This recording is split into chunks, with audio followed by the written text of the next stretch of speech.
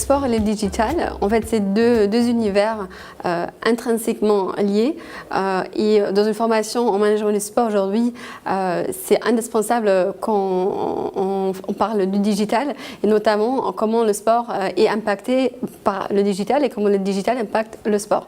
Et donc là, aujourd'hui, avec cette table ronde, on a pu aborder en fait, tous les volets différents de cette thématique. Donc à la fois le sport business, donc les entreprises, les organisations de sport, les fédérations, les clubs. Dans un deuxième volet, les sportifs. Donc ils sont devenus en fait des médias et ils passent par des canaux digitales pour parler d'eux et pour faire parler d'eux. Et un troisième volet, les consommateurs. Donc la consommation du sport, elle a complètement changé aussi grâce au digital.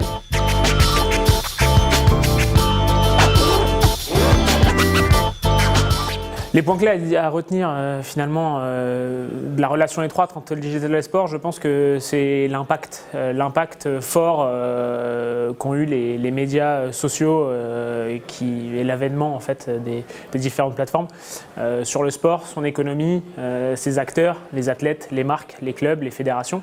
Je pense qu'aujourd'hui c'est le média le plus puissant et le digital a réussi à apporter ça. Les points clés, c'est qu'en fait on est au début de ce qui est en train de se passer en digital, que le digital impacte tout.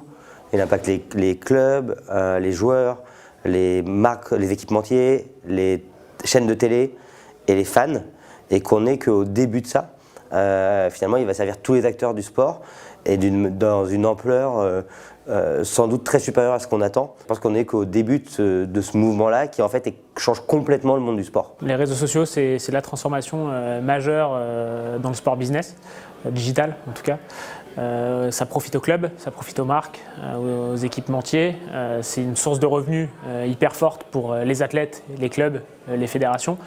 Et c'est ce qui, je pense, a vraiment bouleversé l'économie du sport dans le digital ces dernières années. La transformation digitale qui est clé pour moi, c'est la prise de pouvoir des joueurs, des athlètes en fait, pas des joueurs, des athlètes au sens large, qui sont pour maintenant devenus leurs propres médias, qui ne sont plus ce qu'on raconte d'eux. Donc c'est-à-dire qu'aujourd'hui, un joueur de tennis peut être 80e mondial.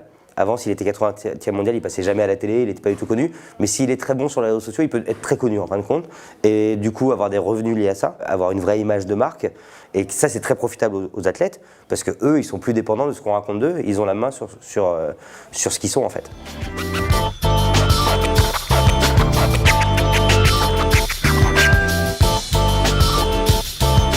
Ce que j'ai appris, surtout retenu, c'est l'immensité du digital dans le sport.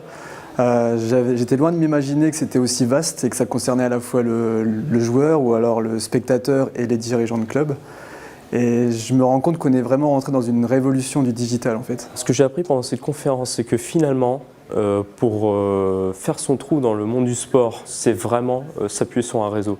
C'est-à-dire qu'on peut avoir une formation, on peut être très bon en marketing, mais si on n'entretient pas son réseau, on ne se serre pas des mains, je pense qu'on a un atout en moins.